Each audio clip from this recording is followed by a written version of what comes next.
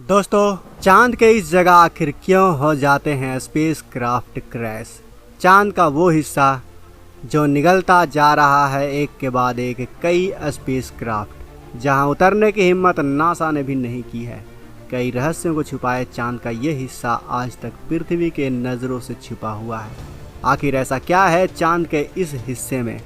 आखिर ये पृथ्वी के सामने क्यों नहीं आता और आखिर क्यों इस इलाके में लैंडिंग करना मुश्किल है?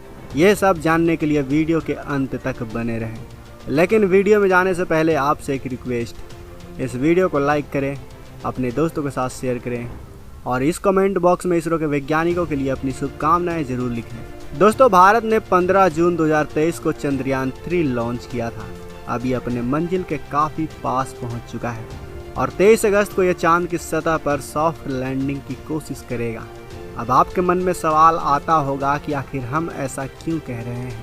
हम आखिर ऐसा क्यों कह रहे हैं कि चंद्रयान 3 सॉफ्ट लैंडिंग करने की कोशिश करेगा? हम ये क्यों नहीं कह रहे हैं कि चंद्रयान 3 सॉफ्ट लैंडिंग करेगा?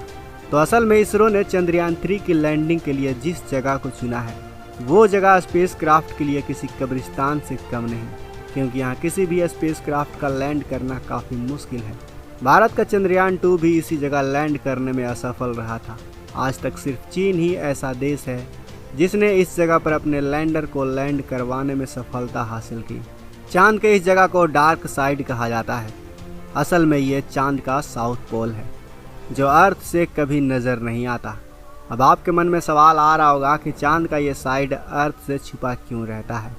तो इसका एक बड़ा इंटरेस्टिंग कारण है दोस्तों। दरअसल चांद की ग्रेविटी अर्थ से कम होने की वजह से पृथ्वी ने चांद को टाइडली लॉक कर रखा है और जितने देर में चांद अपनी एक्सिस पर घूमता है उतनी ही देर में वो अर्थ का चक्कर भी लगा लेता है। चांद को एक चक्कर लगाने में 27 दिन 6 घंटे का समय लगता है और वो अपने एक्सिस में चारों ओर पूरा चक्कर 27 दिन 3 घंटे में पूरा कर लेता है। इसी वजह से चांद का एक हिस्सा हमेशा पृथ्वी के सामने रहता है और चांद का दूसरा हिस्सा कभी भी अर्थ के सामने नहीं आता। इसी हिस्से को डार्क साइड कहा जाता है। चांद के डार्क साइड की पहली तस्वीर 1959 में रूस के लूनर स्पेस क्राफ्ट ने ली थी और इस तस्वीर के बाहर आते ही सभी वैज्ञानिकों के दिमाग हिल गए थे, क्योंकि इन तस्वीरों से यह साफ जाहिर होता था कि चांद का ये हिस्सा चांद के नियर साइड से बिल्कुल अलग है।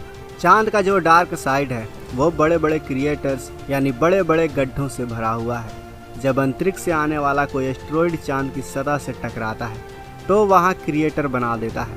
असल में चांद का कोई भी एटमॉस्फेयर नहीं है, जिस वजह से स्पेस से आने वाले एस्ट्रॉयड बिना किसी रुकावट के अपनी फुल स्पीड से चांद की सतह से टकराते हैं, जिसके वजह से गहरे और बड़े बड़े क्रिएटर्स बन जाते हैं। चांद के सामने वाले साइड पर भी क्रिएटर्स मौजूद हैं। आपको जानकर हैरानी होगी कि इन्हीं क्रिएटर्स में पानी होने की संभावना है। चांद पर पानी की खोज करने वाला कोई और नहीं बल्कि हमारा चंद्रयान 1 ही था, जिसने साल 2008 में चांद की सतह पर पानी को ढूंढ निकाला था।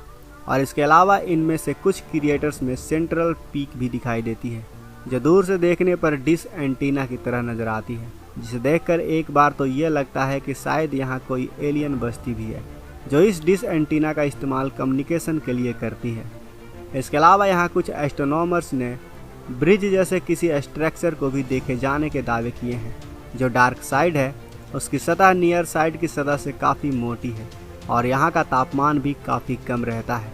इसके पीछे एक इंटरेस्टिंग थ्योरी बताई जाती है कि जब पृथ्वी अपने निर्माण प्रक्रिया से गुजर रहा था, जब थिया नाम के एक प्लेनेट के टक्कर से अर्थ के 2 बड़े हिस्से अलग अलग हो गए थे और उस समय पृथ्वी के पास एक नहीं बल्कि 2 चांद हुआ करते थे।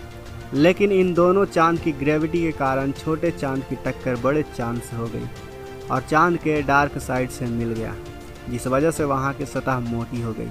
अब भले इस जगह का नाम डार्क साइड हो, लेकिन ऐसा नहीं है कि इस जगह कभी सूरज की रोशनी नहीं पहुँचती। अब तक आप ये समझ गए होंगे कि चांद का दक्षिणी ध्रुव एक रहस्य और ख़तरनाक जगह है जहाँ किसी स्पेस क्राफ्ट को लैंड करवाना काफ़ी मुश्किल है, क्योंकि सबसे पहले यहाँ लैंडिंग के लिए समतल जगह ढूंढना ही काफ़ी मुश्किल है।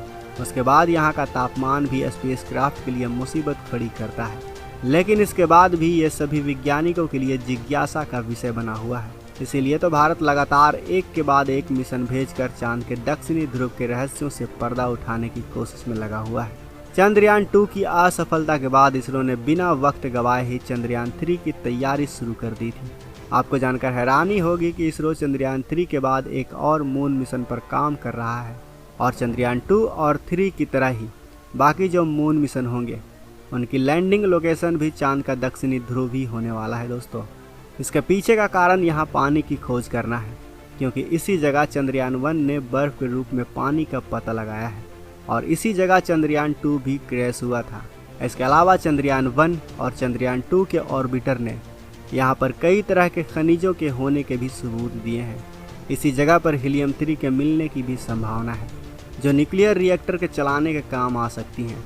वहीं चांद पर वातावरण ना होने के कारण यहाँ से अंतरिक्ष पर रिसर्च करने के लिए बेहतरीन जगह हो सकती है।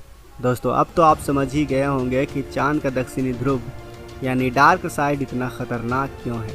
अब देखना यह है कि इसरो इस नामुमकिन से दिखने वाले काम को सफलतापूर्वक अंजाम दे पाता है या नहीं।